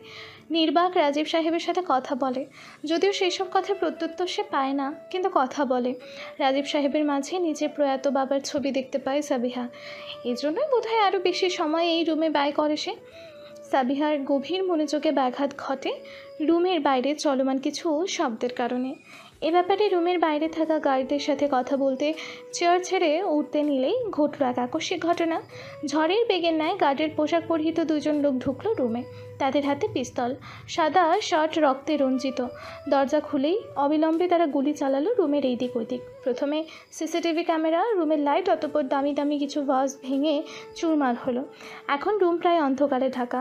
আলো বলতে বাইরের আবছায়া দিনের আলো প্রবেশ করছে রুমে। সে আলোতেই সাবিহা দেখতে পেল গার্ড দুটোর হিংস্র চেহারা। এদিকে ঘটনার আকস্মিকতায় কিয়ৎক্ষণের জন্য কিংকর্তব্য বিমূঢ় হয়ে পড়ল সাবিহা। অতঃপর তার টনক নড়ল যখন গার্ড দুজনের একজন রাজীব সাহেবের দিকে এবং অপরজন তার দিকে পিস্তল তাক করল। কিন্তু সে পিস্তলের ট্রিগার দাবানোর পূর্বেই সাবিহা তড়িৎ হাতের বইটি প্রথমে গার্ডের কবজি বরাবর ছুঁড়ে মারল। অতঃপর তার হাতের পিস্তলটি গিয়ে মেঝেতে পড়ল। এরই মাঝে দ্বিতীয় গার্ডটি সাবিহার উপর গুলি চালাতে উদ্যত হলো, কিন্তু সাবিহা তড়িৎ গতিতে এগিয়ে গিয়ে পা উঁচিয়ে গার্ডের হাত হতে পিস্তল ফেলে দিল। অতঃপর নিজের ক্যারেটের টেকনিক খাটিয়ে গার্ড দুটোকে কোনো মতে ধারাশায়ী করলো। তবে গার্ড দুটো কম কিসে, সাবিহার ক্যারেটে প্রয়োগ দেখে নিজেরাও সাবিহার উপর হামলা করলো। 2 ছেলের সাথে একা হাতে পেরে উঠতে পারছে না সাবিহা। বিভিন্ন কৌশল খাটিয়ে নিমেষের জন্য গার্ডদের হতবুদ্ধি করলেও পরবর্তীতে তারা ঠিকই তাকে মারতে পেরেছে। সে প্রাণপণ চেষ্টা করেছে যেন গার্ড দুটোর হাতে কোনো মতে পিস্তলগুলো পুনরায় না আসে। গার্ডগুলো সর্বোচ্চ চেষ্টা করেছে নিজেদের উদ্দেশ্য হাসিলের জন্য। এভাবে 2 মিনিটের মাথায় বাড়ির বাইরে হতে বেশ কয়েকজন গার্ড দ্রুত রাজীব সাহেবের রুমে প্রবেশ করল। মুহূর্তেই নিজেদের সম্মিলিত শক্তি দিয়ে তারা লেবাসধারী গার্ড দুটোকে পুরোপুরি ধরাশায়ী করে ফেলল। তন্মধ্যে একজন গার্ড জরুরি কণ্ঠে সাবিহাকে জিজ্ঞেস করলো, ম্যাম আপনি ঠিক আছেন? কিছু সময়ের জন্য চলা মারপিটের দরুন সাবিহার শরীরের বেশ কয়েক জায়গায় আঘাত পেয়েছে। সেসব জায়গায় এই মুহূর্তে চিনচিনে ব্যথা অনুভব হচ্ছে। তা সত্ত্বেও সে গার্ডটিকে মিথ্যে বলল, আমি ঠিক আছি, আর বাবারও কিছু হয়নি। গার্ডটি স্বস্তির নিঃশ্বাস ফেলল, বলল, রাগিব স্যার ও অনিক স্যার যে কোনো মুহূর্তে চলে আসবেন। আপনি আপনার রুমে গিয়ে রেস্ট নিন ম্যাম। আমরা রাজীব স্যারকে অন্য রুমে শিফট করছি। সাবিহা আলতো মাথা দুলালো। গার্ডটি যেতে নিলেই সাবিহা পেছন হতে ডেকে তাকে জিজ্ঞেস করলো, এই গার্ড দুটোকে নিশ্চয়ই তোমাদের মধ্যে কেউ না? জি ম্যাম, এরা আমাদের লোক নয়। তাহলে এরা কারা? বাবাকে মারতে এসেছিল কেন? গার্ডটি নত মস্তকে বলল, এই প্রশ্নগুলোর জবাব রাগিব স্যারই আপনাকে দিয়ে দিবে ম্যাম। আপনি এখন রুমে গিয়ে রেস্ট নিতে পারেন। সাবিহা আর কথা বাড়ালো না। কিছুক্ষণ পূর্বে ঘটে যাওয়া ঘটনা নিয়ে নিজের মাঝেই আলোচনা করতে করতে রুমের দিকে পা বাড়ালো। গার্ড দুটোর হাত এবং পা চেয়ারের সাথে বেঁধে রাখা। তাদের চোখে বিরাজ করছে ভয়, প্রাণ হারানোর ভয়। তারা রাগিবের চাহনি দেখছে। রাগিবের চাহনিতে স্পষ্ট রূপে হিংস্রতার দেখা মিলছে। রাগিব তন্মধ্যে একজনের চুলের মুঠি ধরে দাঁতের দাঁত পিষে বলল, গ্যাব্রিয়েল পাঠিয়েছে না তোদের? গার্ড দুটো মুখ বুঝে রইল, জবাব দিল না। এতে রাগিব রেগে গিয়ে হাতের পিস্তলটা দ্বিতীয় গার্ডের মাথায় তাক করতে গার্ড সাথে সাথে জবাব দিল, হ্যাঁ হ্যাঁ গিবিয়ার স্যার পাঠিয়েছে আমাদের। রাগিবের কথা বাড়ালো না। কয়েক কদম দূরে এসে গার্ডগুলোর দিকে পিস্তল তাক করে বলল, সাবিয়া আর বাবার ক্ষতির চেষ্টা করার জন্য। এই বলেই সে পরপর দুটি গুলি দুজন গার্ডের কপাল বরাবর মারল। নিমিষের মাঝেই গার্ড দুটো প্রাণ হারালো।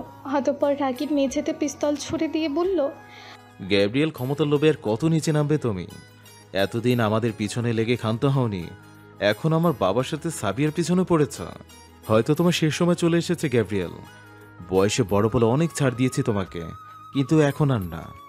সাবিহা অধীর আগ্রহে রাগিবের অপেক্ষা করছিল। তার মনে উসখুস করছে ওই গার্ড দুটোকে কে পাঠিয়েছে তা জানার জন্য। ফলে রাগিব আসতেই সে বিলম্ব ব্যতীত রাগিবকে জিজ্ঞেস করে বসে, এই গার্ড দুটোকে কে পাঠিয়েছে? আর তারা বাবাকে মারতে এসেছিল কেন? সাবিহার এই আগ্রহ দেখে রাগিব মৃদু শব্দে হাসল। ভ্রু নাচিয়ে মিটিমিটি হেসে বলল, তোমাকে এর একটিরও জবাব দেওয়া যাবে না, কারণ তুমি বলেছ আমার এই জগৎ সম্পর্কে আর নতুন করে কিছু জানতে চাও না তুমি। সেক্ষেত্রে এটাও বলা যাবে না। সাবিহার মুখটা ছোট হয়ে এলো। তার আগ্রহ সকল হাওয়ায় মিলিয়ে গেল। খানিকটা মিয়ে এলো সে। তার এহানো রূপ দেখে রাগিব চুপি সারে হাসলো। ওয়াশরুমের দিকে এগোতে গিয়েও ফিরে এলো। অতঃপর সাবিহার নিকটে এসে তার বাহুতে হাত রেখে রাশভারী গলায় বলল, ক্ষমতার লোভ মানুষকে ব্যক্তি হতে জানোয়ার বানিয়ে দেয়। শুধু এটুকু জেনে রাখো, যারা বাবাকে মারতে এসেছিল তারা আমাদের পুরনো শত্রুর লোক। আমার বাবার সৎ ভাইয়ের ছেলে লোক ছিল ওরা। এই বলেই সে পুনরায় যেতে নিল, কিন্তু ফিরতি পথ ধরে আবারও পূর্বের স্থানে ফিরে এলো। সাবিহার দিকে সগর্বে চেয়ে বলল, থ্যাঙ্কস স্নিগ্ধময়ী, আমার বাবাকে বাঁচানোর জন্য। বাই দ্য ওয়ে, ভাবছি তোমার কাছ থেকে ক্যারাটে ট্রেনিং নেব, যেন যখন তখন পিস্তল ছাড়া শত্রুদের পুরোপুরি কাবু করতে পারি। তো ম্যাডাম, কবে থেকে শুরু করবেন? সাবিহা মুহূর্তে দুই হাত মুঠো করে সামনে দিয়ে ক্যারাটে শুরুর পজিশনে এসে দাঁড়ালো। বলল, আপনি বললে এক্ষুনি শুরু করে দিতে পারি স্যার। এই বলেই সে ফিক করে হেসে ফেলল। হাসলো স্বয়ং রাগিবও। হঠাৎ মনে পড়েছে এমন ভঙ্গিতে রাগিব বলল, সাবিহা, ভেনিসে ফিরে গিয়ে চেরি ব্লসম দেখতে যাবে? অবভিয়াসলি। এই প্রপোজাল আমি কিভাবে রিজেক্ট করতে পারি? রান ম্যাডাম, তাহলে ভেনিসে ফিরেই আমরা চেরি ব্লসম পার্কে যাচ্ছি। সাবিহা রাগিবের কথার প্রত্যুত্তর করল না। অতি খুশিতে জড়িয়ে ধরল রাগিবকে। রাগিবও তাকে দুই হাত দিয়ে দৃঢ়ভাবে আলিঙ্গন করলো। ম্যাম, আপনার নামে পার্সেল এসেছে। এই বলে ডেলিভারি ম্যান সাবিহার দিকে একটি মোটা খাম ধরিয়ে দিল। সাবিহা তা হাতে নিয়ে এপাশ ওপাশ উল্টে দেখল। তার নাম ও ঠিকানা বাদে আর কারো নাম বা ঠিকানা নেই সেখানে। সাবিহা ডেলিভারি ম্যানকে এই বিষয়ে কিছু জিজ্ঞেস করলে ডেলিভারি ম্যান অজানা হওয়ার ভান করলো। সে সাবিহার হাতে পার্সেলটা দিয়ে চুপচাপ কেটে পড়ল সেখান থেকে। ডেলিভারি ম্যান যেতেই সাবিহা পার্সেলটা খুলল। অতঃপর পার্সেল খুঁটিয়ে খুঁটিয়ে যা দেখলো তার জন্য সে মোটেও প্রস্তুত ছিল না। হাতের পার্সেলের মধ্যকার জিনিসগুলো দেখে সাবিহার পায়ের তলা হতে যেন মাটি সরে গেল। সে এমন কিছুর জন্য মোটেও প্রস্তুত ছিল না। তার হাতের পার্সেলে কার্নিভাল ফেস্টিভ্যালের বেশ কয়েকটি ছবি এবং প্রত্যেক ছবিতে তার বাবা ও রাগিবের চেহারা স্পষ্টভাবে দেখা যাচ্ছে। প্রথম 3টি ছবির পরের ছবিগুলোতে দেখা যাচ্ছে রাগিব তার আফসার সাহেবের দিকে পিস্তল তাক করে দাঁড়িয়ে আছে। এর পরেরটায় দেখা যাচ্ছে আফসার সাহেব গুলিবিদ্ধ অবস্থায় পড়ে আছেন। এসব ছবি দেখে সাবিহার বুঝতে দেরি হলো না যে রাগিবই তার বাবাকে মেরেছে এবং তার অলক্ষ্যে অ্যাক্সিডেন্টের ঘটনা সাজিয়েছে। সাবিহা বিস্ময়ে হতভম্ব। এ সময় ঠিক কীরূপ প্রতিক্রিয়া দেখাবে সে তা ঠাহর করে উঠতে পারল না। কয়েক মুহূর্তের জন্য সে নিষ্পলক ছবিগুলোর দিকে তাকিয়ে রইল। কিছু মুহূর্তের জন্য যেন সেই ছবিগুলোর মাধ্যমে চলমান দৃশ্য দেখতে পেল। রাগিব তার বাবাকে মারছে ভাবতেই শিউরে উঠল সে। সাবিহা ছবিগুলো নিয়ে ভেতরে চলে এলো। ছবিসহ পার্সেলটা বিছানায় ছুঁড়ে মারল। কয়েক সেকেন্ড সেদিকে চেয়ে রইল। অতঃপর আচমকা হাউমাউ করে কাঁদতে কাঁদতে বিছানা ঘেঁষে নিচে বসে পড়ল। কাঁদতে কাঁদতে বলল, আমি তোমাকে হারাতে চাইনি আব্বু। আমি তোমাকে খুব ভালোবাসি, খুব। জানি তুমি অনেক পাপ করেছো, কিন্তু তুমি একজন ভালো বাবা ছিলে। তুমি সবসময় আমাকে আগলে রেখেছো, স্নেহ দিয়েছো, আমার আবদার শুনেছো। আমি সত্যি তোমাকে হারাতে চাইনি। আমি রাগিবকে বলেছিলাম আব্বু, ও যেন তোমাকে না মেরে ফেলে, কিন্তু তারপরও ও তোমাকে মেরে ফেললো। এমনটা তো চাইনি আমি। আমি রাগিবকে ভালোবাসি আব্বু, কিন্তু ও তোমাকে আমার থেকে এভাবে কেড়ে নিবে তা আমি স্বপ্নেও ভাবিনি। ওর কাছে আমি আবদার করেছিলাম, বারবার বলেছিলাম যেন তোমায় না মারে, কিন্তু ও আমার আবদার রাখলো না। অথচ বলেছিল তোমাকে মারবে না।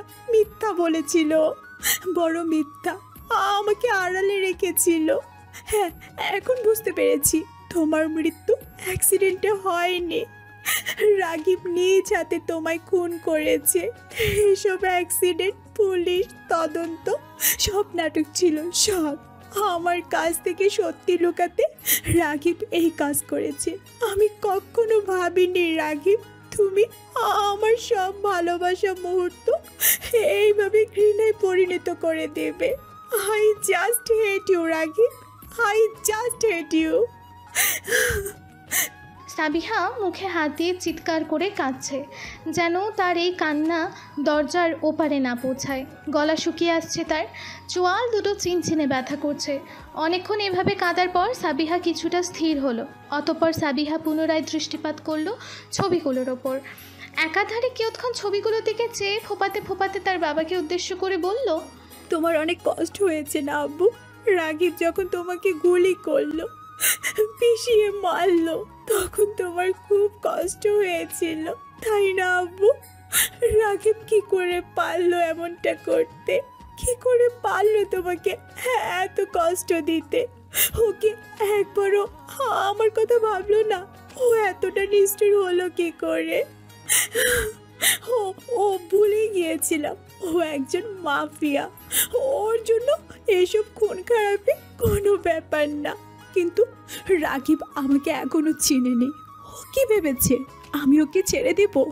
না, এসব সত্য জানার পর তো কোনো প্রশ্নই ওঠে না। তোমাকে এর ফল ভোগ করতেই হবে Ragib. You have to pay for this murder. শেষোক্ত কথাগুলো বলার সময় সাবিহার চাহনি ও মুখভঙ্গি কঠোর হয়ে এসেছিল। হাতের মুঠি হয়ে উঠেছিল শক্ত। সাবিহা এখন যেন নিজের মধ্যে নেই। বাবার মৃত্যু দেখে সে ভুল সঠিকের পার্থক্য যেন ভুলে বসেছে তার বাবার কৃতকর্মের কথা। সে এখন পাগল প্রায় হয়ে এসেছে, মানসিকভাবে হয়ে গিয়েছে বিপর্যস্ত। সাবিহা বিছানার ওপর ওভাবেই ছবিগুলো রেখে ওয়াশরুমে চলে গেল। এরই মাঝে জামাত রুমে প্রবেশ করলো। সাবিহাকে খুঁজতে এসেছিল সে কিছু জরুরি কাজের জন্য। রুমে এসে সাবিহাকে এক ডাক দিতেই তার দৃষ্টি গিয়ে পড়ল বিছানায় এলোমেলোভাবে রাখা কয়েকটি ছবির ওপর। সে যচ্ছেদভাবে একটি ছবি তুলে নিল। অতঃপর ছবিতে রাগিব ও আফসার সাহেবকে দেখে ধাক্কা খেল সে। বিস্ময়ে দৃষ্টিজোড়া বৃহদাকার করে কয়েক কদম পিছিয়ে এলো সে যেন কিছুতেই বিশ্বাস করতে পারছে না রাগিবই তার খালুর খুনি। মুহূর্তেই সে বুঝে গেল অ্যাক্সিডেন্টের ঘটনাটা পুরোপুরি বানানো ছিল। সামাদ কিছুক্ষণের জন্য শূন্য মস্তিষ্কে বসে রইল। অতঃপর দ্রুত একটি ছবি নিয়ে রুম থেকে বেরিয়ে এলো। গাড়ি ড্রাইভ করে সোজা চলে এলো অফিসে। আফসার সাহেবের বিজনেস এখন সামাদ সামলায়, আর রাগিব মাঝে মাঝে টুকটাক কিছু সাহায্য করে। রাগিব আজ অফিসে এসেছে জরুরি কিছু ফাইল চেক করার জন্য। সে তার জন্য নির্দিষ্ট করা কেবিনেই বসেছিল। সামাদ সেই ছবিগুলো নিয়ে আকস্মাৎ রাগিবের কেবিনেই প্রবেশ করলো। রাগিবের ডেস্কের ওপর ছবিটা রেখে শীতল কণ্ঠে জিজ্ঞেস করলো, হালুকা তুমি মেরেছো তাই না রাগিব? আকস্মাৎ এইরূপ প্রশ্ন শুনে রাগিব থতমত খেয়ে গেল। নিমেষের জন্য ছবির দিকে তাকিয়ে আমতা আমতা করে বলল, এসব কি বলছো সামাদ? ওনার মৃত্যু তো অ্যাক্সিডেন্টে হয়েছিল। সামাদ টেবিলের উপর থাবা মারল। কিয়ৎ কঠোর কণ্ঠে বলল, মিথ্যে বলো না রাগিব, ছবিতে স্পষ্ট বোঝা যাচ্ছে সব। কি দরকার ছিল অ্যাক্সিডেন্টের মিথ্যা নাটক সাজানো? রাগিব মুহূর্তেই দৃষ্টি নামিয়ে নিল। হতাশার দীর্ঘশ্বাস ফেলে বলল, দরকার ছিল, সাবিয়ার কাছ থেকে সত্য লুকানোর দরকার ছিল। ওর বাবাকে জীবিত দেখতে চেয়েছিল সবসময়। আমার কাছে এসে এ নিয়ে রিকোয়েস্টও করেছে, কিন্তু ততক্ষণে ওনাকে মেরে ফেলেছিলাম। তবে সাবিয়া হাজার রিকোয়েস্ট করলেও আমি ওনাকে মারতাম, কারণ এটাই ওনার প্রাপ্য ছিল। আর আমি সাবিয়াকে হারাতে চাই না বলেই অ্যাক্সিডেন্টের নাটক সাজিয়েছিলাম। সামাদ কিয়ৎক্ষণ নির্বাক চাহনিতে রাগিবের দিকে চেয়ে রইল। এই মুহূর্তে কীরূপ প্রতিক্রিয়া দেখাবে সে তা নিয়ে যথেষ্ট চিন্তিত। আফসার সাহেবকে খুব মানত সে। প্রথম আফসার সাহেবের কৃতকর্মের কথা সে মেনে নিতে পারেনি, তার যেন বিশ্বাসই হচ্ছিল না। তবুও সে মেনে নিয়েছিল। এরপর যখন আফসার সাহেবের মৃত্যুর কথা সে জানতে পারে, তখন সে স্বস্তি না পেলেও কষ্ট পায়নি। পুরো ঘটনায় সে ছিল এক প্রতিক্রিয়াহীন ব্যক্তি। আজও ঠিক তেমনই হয়েছে। সে বুঝতে পারছে না আফসার সাহেবের মৃত্যুর জন্য রাগিবকে ধন্যবাদ জানাবে নাকি তার বিরুদ্ধে গিয়ে কথা বলবে, প্রতিবাদ করবে। সামাদ রাগিবের দিকে চাইল, অনেকটা তাচ্ছিল্যের সহিত বলল, কিন্তু সাবিয়া তো সব জেনে গিয়েছে। ওর রুম থেকে এই ছবিটা নিয়েছি আমি। সামাদের হেন কথা শুনে রাগিবের পায়ে নিচ হতে মাটি সরে গেল যেন। কয়েক কদম পিছিয়ে এলো সে। মুখ খেয়ে হাত থেকে শঙ্কিত গলায় স্বগতোক্তি করে বলল, যার ভয় ছিল ঘুরে ফিরে সেটাই হলো। খালের পাশে সুনসান সড়ক ধরে হাঁটছে রাগিব ও সাবিহা। দুজনের মাঝে সব কিছু স্বাভাবিক। সাবিহা এমন ব্যবহার করছে যেন সে কিছুই জানে না বা রাগিবের প্রতি তার কোনো অভিযোগ নেই। তার এই শান্ত শিষ্ট ভাবভঙ্গি দুপুর হতেই লক্ষ্য করেছে রাগিব। সে প্রথমে বেশ অবাক হয়েছিল যখন শুনেছিল সাবিহা তার সাথে আজ সময় কাটাতে চায়। সে এই নিয়ে সাবিহাকে নিষেধ করেনি। বিকেলে সাবিহাকে নিয়ে সে বেরিয়েছিল, সাবিহার পছন্দের খাবার খেয়েছিল। এখন সাবিহার কথা অনুসারেই সুনসান নীরব সড়ক দিয়ে তারা হেঁটে চলেছে। দুজনের মাঝে চলছে টুকটাক কথাবার্তা। সাবিহার এই স্বাভাবিক আচরণ দেখেই রাগিব তার চিন্তিত হয়নি। নিশ্চিন্তে সময় কাটিয়ে যাচ্ছে সাবিহার সাথে। খালের পাশে সড়কের ওপর বসে আছে দুজনে। দুই জোড়া পা ঝুলছে খালের পাশে। সাবিহার চেহারা হাস্যোজ্জ্বল আর রাগিবের চেহারা দেখা মিলছে স্বস্তির ছাপ। দুজনে কথা বলছে সিসিলিতে চলে যাওয়ার ব্যাপারে। এই নিয়ে কথা শেষে তারা দুজনেই নীরবে কিছু সময় কাটালো। কিন্তু মধুরে নীরবতা ভাঙল তিক্ত এক কথায়, যখন সাবিহা আকস্মাৎ জিজ্ঞেস করলো, আমার এত রিকোয়েস্টের পরও তুমি আব্বুকে কেন মেরে ফেললে রাগিব? রাগিবের সম্মুখে চেয়ে প্রলম্বিত নিঃশ্বাস ছাড়ল। সে নিজ পক্ষে যুক্তি দেখাতে ঘুরে সাবিহার সম্মুখে চাইল। সে কিছু বলতে নিলেই সাবিহা পরনের ওভারকোট হতে পিস্তল বের করে মুহূর্তেই রাগিবের মাথায় তাক করে শীতল কণ্ঠে বলল, now it's your turn mister Ragib Shahriar. রাগিবের দৃষ্টি শান্ত ও স্থির, তবে তার চাহনিতে হাজারো প্রশ্ন। সাবিহার চাহনিতে দুঃখ, কষ্ট, রাগ ও অভিমানের এক মিশ্র প্রতিক্রিয়া। তার দৃষ্টি অস্থির, তার হাত দুটো অবিরাম কাঁপছে। রাগিবের দিকে কাঠিন্যের সহিত পিস্তল তাক করলেও তার স্থায়িত্ব দীর্ঘ করতে পারছে না সে। ট্রিগার চাপতে তার হাত জোড়া কাঁপছে। সে তীব্রভাবে অনুভব করছে তার অন্তরাত্মা তাকে বাধা দিচ্ছে। কিন্তু সে যে রাগিবের উপর প্রতিশোধ নিতে এসেছে, অথচ তার মন এই মুহূর্তে তাকে এই কাজে সায় দিচ্ছে না। কিন্তু সে সময় প্রচণ্ড জৌলুসে এসে রাগিবের ওপর প্রতিশোধ নেওয়ার সিদ্ধান্ত নিয়েছিল। এখন যেন নিজের কাজে নিজেই পস্তাচ্ছে সে। কিন্তু এখনও সে তার সিদ্ধান্তে অটল থাকতে চাইছে। এক প্রকার মনের বিরুদ্ধে গিয়ে মারতে চাইছে রাগিবকে। রাগিব সাবিহার এইরূপ অচল ভঙ্গিমা দেখে প্রতিক্রিয়াহীন মুখভঙ্গিমায় বলল, কি ব্যাপার স্নিগ্ধময়ী, হাত চলছে না নাকি মাথায় ঠিক কাজ করছে না? সাবিহা নির্বাক রইল। সন্দেহ নেই রাগিবের বলা স্নিগ্ধময়ী শব্দটি তার কানে আঘাতপ্রাপ্ত হলো। হয়তো হৃদয়ের অন্তঃস্থলে গিয়েও তা ছুরি বসালো। সাবিহার ওষ্ঠোধ্বয় ঈষৎ কেঁপে উঠল, কিন্তু সে এখনও তার পূর্বের অবস্থানে টিকে রইল। রাগিব এবার তাচ্ছিল্যের হাসি হেসে জিজ্ঞেস করল, বাবার প্রতি ভালোবাসাটা এতটাই তীব্র যে ভুল আর সঠিকের পার্থক্য ভুলে বসেছো তুমি? সাবিহা এবার জবান খুলল, পিস্তলটা পূর্বের ন্যায় রেখেই বলল, তোমাকে বলেছিলাম আমি এই পৃথিবীতে সবচেয়ে বেশি ভালোবাসি আমার বাবাকে। তোমাকে এত বলেছিলাম আব্বুর সাথে আর যাই করো না কেন ওনার জীবন নিও না। আমি কখনো চাইনি ওনার মৃত্যুর মুখ দেখতে। আমি সব সময় চাইতাম আড়ালে হোক বা সম্মুখে হোক আব্বুর চেহারা আমি সব সময় দেখতে চাই। রাগিব কিছুটা তীক্ষ্ণ স্বরে প্রশ্ন করল, আমি বলিনি আমার বাবাকে ছেড়ে দাও। আমি বলেছিলাম আমার বাবাকে একটু ছাড় দাও, মৃত্যু নামক সাজা থেকে ছাড় দাও। আর মার্ডারের কথা উঠলে শুধু আব্বু না, তোমার কথাও উঠে এখানে রাখি। তুমি একজন মাফিয়া জানা সত্ত্বেও আমি তোমাকে ভালোবেসেছি, তোমার সাথে সারা জীবন কাটাতে চেয়েছি। তুমি কি পারতে না আমার কথা ভেবে আব্বুকে বাঁচিয়ে রাখতে? কি বলো, পারতে না? শেষোক্ত প্রশ্নগুলো চিৎকার করে বলল সাবিহা। অতঃপর আচমকাই কান্নায় ভেঙে পড়ল। সরিয়ে নিল রাগিবের ওপর তাক করা পিস্তলটিও। আজ রাগিব সাবিহাকে সামাল দিল না, কাঁদতে দিলেও তার স্নিগ্ধময়ীকে। সে চাইছে অন্ততপক্ষে কান্নার মাধ্যমে হোক সাবিহা যেন তার মনটা হালকা করতে পারে, আফসার সাহেবের কৃতকর্মের কথা ভালো মতো মনে গেঁথে নিতে পারে। ক্রন্দনরত সাবিহা পুনরায় জিজ্ঞেস করল রাগিবকে, কি রাখি বলো, তুমি কি পারতে না আমার কথা ভেবে আব্বুকে ছেড়ে দিতে? কেন মৃত্যুর মতো শাস্তি দিতে হলো তাকে? একটু কি ছাড় দেওয়া যেত না? এ পর্যায়ে রাগিব কাঠিন্যের সহিত বলল, কখনোই না। ওনার মতো মানুষকে কখনো ছাড় দেওয়ার কথা কল্পনাতে আনতে পারতাম না আমি। আজ তুমি যেমন তোমার বাবার মৃত্যুর প্রতিশোধ নিতে চাইছো আমার কাছ থেকে, ঠিক তেমনই আমি রামিসার রেপের প্রতিশোধ নিয়েছি তোমার বাবার কাছ থেকে। এভাবে সবকিছু জানার পরও যদি তুমি আমাকে মারতে চাও, okay, I am fine with that. এই বলে রাগিব খানিকক্ষণ সাবিহার পানে নিষ্ফলক চেয়ে রইল। অতঃপর ভঙ্গুর হৃদয় নিয়ে পুনরায় বলল, বাবার প্রতি ভালোবাসার সামনে ভুল ও সঠিকের পার্থক্য বলে এমন কাজ করতে পারবে তা কল্পনা করিনি আমি। সাবিহা এখনও কাঁদছে। কাঁদতে কাঁদতেই হঠাৎ সে শক্ত হয়ে এলো। পুনরায় রাকিবের দিকে পিস্তল তাক করে প্রায় দুর্বল কণ্ঠে বলল, ছোটবেলা থেকে আদরে বেড়ে ওঠা মেয়েটা কি তার বাবাকে ভালোবাসবে না? 25 বছর ধরে পরম আদর স্নেহের ছায়া তোলে বড় করে তোলা মানুষটার প্রতি কি ভালোবাসা আসবে না? এটা কি স্বাভাবিক না রাখে? তুমি জানো আব্বুকে যখনই আমি আসতে দেখতাম তখন নিজের সব দুঃখ ভুলে যেতাম।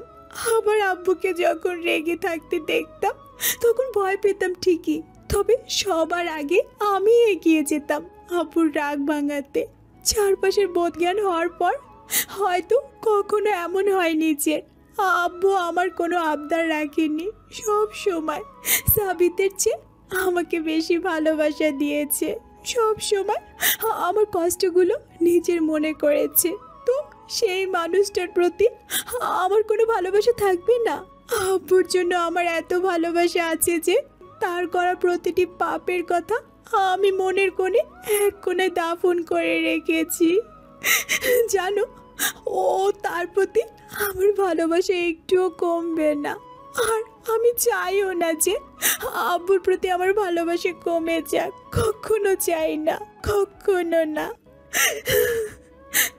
উন্মাদের ন্যায় প্রতিটা কথা বলল সাবিহা। তার এইরূপ কথা ও ভঙ্গিমা দেখে রাগিব কিয়ৎ শক্ত কণ্ঠে বলল, সাবিয়া, তুমি মেন্টালি আনস্টেবল হয়ে পড়েছ। নিজ বুদ্ধিতে ভালো মন্দের বিচার করা ভুলে বসেছ। হ্যাঁ, ভুলে বসেছি। আমি পাগল হয়ে গিয়েছি রাগিব, আমি উন্মাদ হয়ে গিয়েছি। সাবিহা, তুমি কি একবারও নিজেকে রামিসার জায়গায় কল্পনা করে দেখোনি?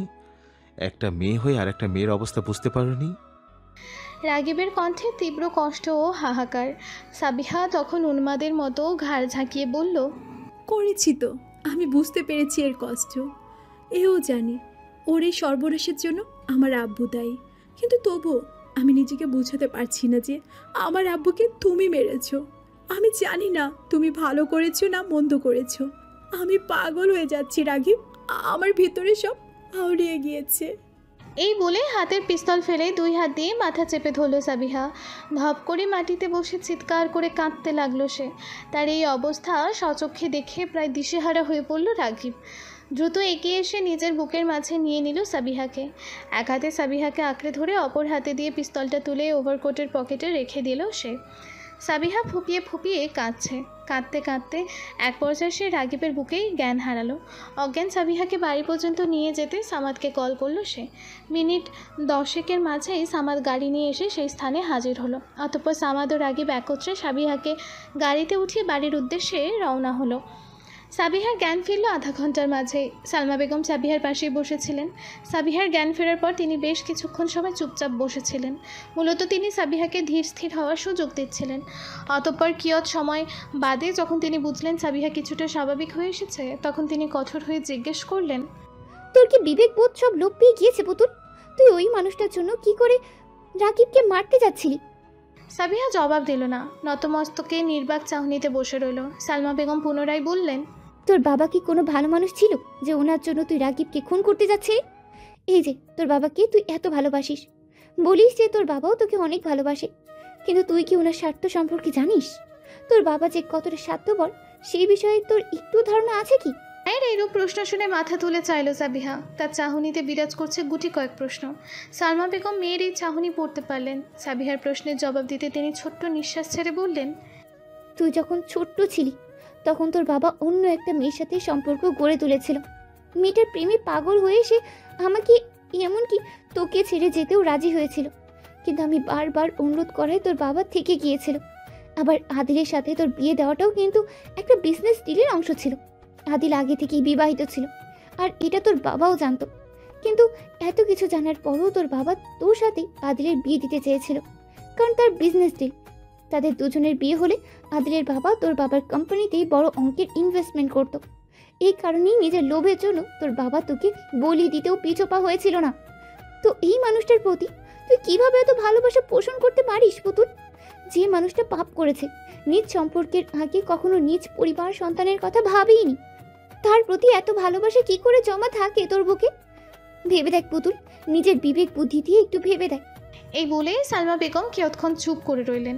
এদিকে সাবিহা মায়ের কথাগুলো শোনার পর একদম বাকরুদ্ধ হয়ে পড়ল। সে বিশ্বাস করতে পারছে না যে তার বাবা এতটা স্বার্থান্বেষী একজন মানুষ। সে ভাবতে পারছে না তার বাবা নিজ স্বার্থের জন্য তাকে বলি দিতে বসেছিল। সে অবাক হলো এই ভেবে যে এই মানুষটা তার বাবা, যে বাবার হাজারো পাপ জানা সত্ত্বেও সে সম্মান করেছে, ভালোবেসেছে, সেই মানুষটা নাকি নিজ স্বার্থে তাকে ব্যবহার করেছে। সত্যিই দুনিয়াটা অদ্ভুত, ভীষণ অদ্ভুত। খানিক বাদে সালমা বেগম পুনরায় বললেন, এখন এসব জানার পরও যদি ওই অমানুষটার জন্য তোর মনে ভালোবাসা থাকে, তাহলে আমার আর কিচ্ছু বলার থাকবে না।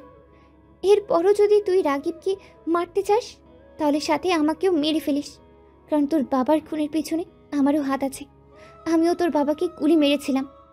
এই বলে সালমা বেগম তৎক্ষণাৎ সেই স্থান ত্যাগ করলেন। আপাতত এই তিক্ত সত্যের স্বীকারোক্তি করে মেয়ের চোখে চোখ রাখতে পারতেন না তিনি। যত যাই হোক, দিন শেষে তিনিও একজন খুনি। সাবিহা নিজের বাকশক্তি যেন হারিয়ে বসেছে। একের পর এক ধাক্কা সম্মুখীন হতে হতে সে প্রতিক্রিয়াহীন হয়ে পড়েছে অনুভূতি শূন্য। কান্না করার শক্তিও হারিয়ে বসেছে সে। তার কানে বাজছে সালমা বেগমের বলা প্রতিটা কথা। সে বিশ্বাস করতে পারছে না এসব তিক্ত সত্য।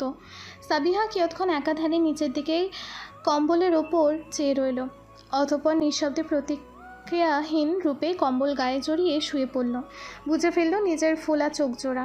মুহূর্তেই হারিয়ে গেল অস্পৃশ্য এক রাজ্যে, যেখানে আবেগ অনুভূতি বলতে কিচ্ছু নেই, আছে শুধু শূন্যতা, নিরন্তর শূন্যতা।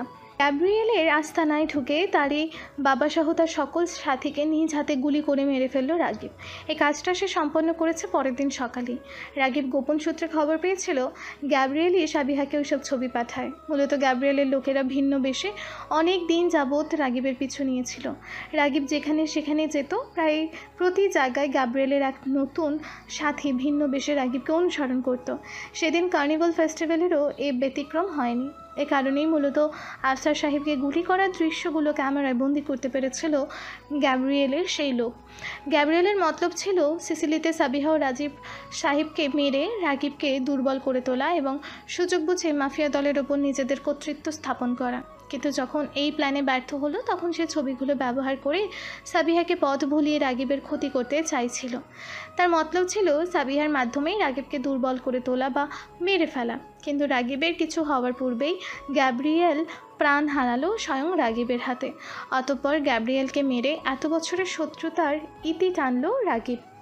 কেটে গিয়েছে প্রায় 1 মাস। এই 1 মাসে বদলেছে অনেক কিছু। সুস্থ স্বাভাবিক সাবিহা হয়ে উঠেছে অসুস্থ। গত 1 মাস যাবৎ সে PTSD নামক মানসিক রোগে আক্রান্ত হয়েছে। বাবার মৃত্যু, আড়ালে লুকিয়ে থাকা সত্য, সব মিলিয়ে সাবিহার মানসিক অবস্থার অবনতি ঘটেছে। আর এই অবনতির প্রথম ধাপ শুরু হয়েছিল যখন তার বাবার মৃত্যুর খবর শুনতে পায়। তখন অবস্থা তুলনামূলক কিছুটা ভালো হলেও পরবর্তীতে এই অবস্থা আরও খারাপ হয়। এই মানসিক অবস্থার কারণে সাবিহা প্রায়শই রাতে দুঃস্বপ্ন দেখত। কখনো সে দেখত সে তার বাবাকে নিজ হাতে মেরে ফেলছে, কখনো মেরে ফেলছে রাগিবকে, আবার কখনো দেখত তার বাবা তাকে মারতে এসেছে, কখনো দেখত রামিসা তাকে মারতে এসেছে। এসব এসব দুঃস্বপ্নের কারণেই তার অবস্থা দিনে দিনে আরও খারাপ হতে থাকে। তার এই অবস্থার জন্য শুরুতেই রাগিব ডাক্তারের শরণাপন্ন হয়েছিল, কিন্তু সাবিহা উন্মাদের ন্যায় আচরণ করে নিজেকে ডাক্তারদের কাছ থেকে দূরে রেখেছে। পরবর্তীতে সাবিহার অবস্থা যখন আরও খারাপ হতে থাকে তখন রাগিব এক প্রকার জোর করেই সাবিহাকে ডাক্তারের শরণাপন্ন করেছিল। এরপর থেকে সাবিহার মানসিক অবস্থার জন্য নানা রকম ওষুধ চলতে থাকে কিছু থেরাপি, কিন্তু এইসব ওষুধ ও থেরাপিও যেন সঠিক কাজ করতে পারছিল না। এর কারণ হিসেবে ডাক্তাররা বলেছিল মূলত সাবিহা নিজ থেকে সুস্থ হতে চাইছে না, সে যেন ইচ্ছে করেই নিজেকে আরও অসুস্থতার দিকে ঠেলে দিচ্ছে। এর মাঝে অবশ্য সাবিহা বেশ কবার নানাভাবে আত্মহত্যা করা বা নিজের ক্ষতি করারও চেষ্টা করেছে, কিন্তু প্রতিবার নানা উসিলায় সে বেঁচেও গিয়েছে। যেখানে পিসিএসডি নামক মানসিক রোগ ওষুধপত্র নিয়ে 1 মাসের মধ্যে সেরে যাওয়ার কথা, সেখানে সাবিহার ক্ষেত্রে 1 মাসেরও বেশি সময় পার হয়ে যাচ্ছে, অথচ উন্নতির কোনো নাম নিশানা খুঁজে পাওয়া যাচ্ছে না। সাবিহার এই অবস্থা দেখে মরণপ্রায় অবস্থা সালমা বেগমের। তিনি প্রায় প্রতিদিনই রুমের মাঝে একাই বিলাপ জোরে বসেন। কখনো কখনো সাবিহার রুমে গিয়ে সাবিহার সামনেই এই কাজ করেন। তখন সাবিহা চুপচাপ বসে তা দেখে। উস্কো খুস্কো চুল, কালি পড়া চোখের গর্ত, রুক্ষ শুষ্ক ত্বক ও ঠোঁট, এই নিয়ে ব্যালকনিতে বসে আছে সাবিহা। তার চাহনিতে অদ্ভুত শূন্যতা, এক আকাশ পরিমাণ শূন্যতা, আবেগহীন হৃদয়ে একরাশ খালি জায়গা, যেখানে ধুধু মরুভূমির ন্যায় আছে শুধু বালু। রাগিব নীরবে এসে সাবিহার পাশে বসলো। সাবিহা তাকে না দেখেই ধীর স্বরে বলল, এসেছো রাগিব?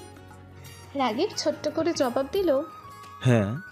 সাবিহা আর কথা বাড়ালো না, আলতো করে তার মাথাটা রাগিবের কাঁধে রাখলো। নিষ্প্রাণ কণ্ঠে ভেঙে ভেঙে বলল, আমি তোমাকে ভালোবাসতে পারিনি রাগিব, মাফ করে দিও আমাকে। সাবিহার এই শূন্যতায় ঘেরা কথায় বুক চিরে কান্না বেরিয়ে এলো রাগিবের। মুহূর্তেই নিঃশব্দে কেঁদে উঠল সে।